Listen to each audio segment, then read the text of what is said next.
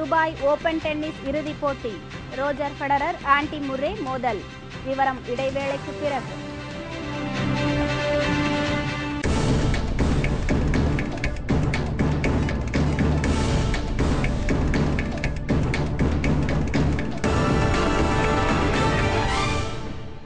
செய்திகள் தொடர்கின்றன.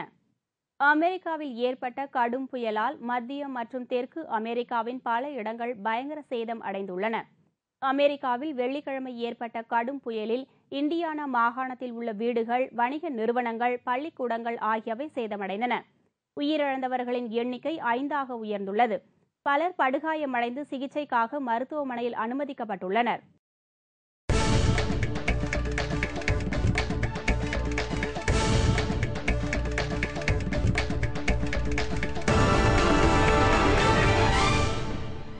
உக்ரைன் நாட்டில் யூரோ 2012 கால்பந்து போட்டியில் கலந்து கொள்ளும் வீரர்களை வரவேற்கும் விதமாக உக்ரைன் நாட்டின் கீவ் நகர விமான நிலையத்தில் பணிபுரியும் பெண்களுக்கு அலங்காரம் செய்து தயார்படுத்தப்படுகின்றனர்.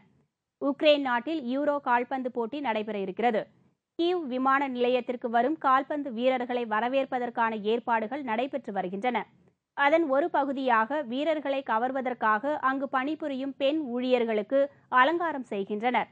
மேலும் அலங்காரம் தொடர்பான குறிப்புகளும் அவர்களுக்கு வழங்கப்படுகின்றன. யூரோ கால்பந்து போட்டியில் பங்கேற்கும் வீரர்கள் மற்றும் போட்டியை காண வரும் பார்வையாளர்களை கவர்வதற்காகவும் அவர்களை நட்புடன் வரவேற்பதற்காகவும் இந்த ஏற்பாடுகள் செய்யப்படுகின்றன. துபாய் ஓபன் டென்னிஸ் இறுதிப் போட்டிக்கு முதல் நிலை வீரரான ரோஜர் ஃபெடரர் மற்றும் ஆண்டி முர்ரே ஆகியோர் தகுதி பெற்றுள்ளனர். துபாயில் நடைபெற்று வரும் ஓபன் டென்னிஸ் போட்டிகளில் முன்னணி டென்னிஸ் வீரர்கள் பங்கேற்று விளையாடி வருகின்றனர்.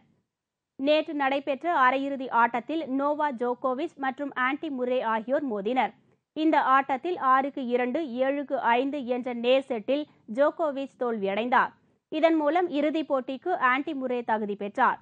இதுபோன்று நடந்த மற்றொரு அரையிறுதிப் போட்டியில் ரோஜர் ஃபெடரர் மற்றும் மார்டின் டெல் பேட்ரோ ஆகியோர் விளையாடினர். இந்த போட்டியில் 7-6, 7-6 என்ற நேர் செட்டில் ஃபெடரர் வெற்றி பெற்று இறுதிப் போட்டிக்கு தகுதி பெற்றார்.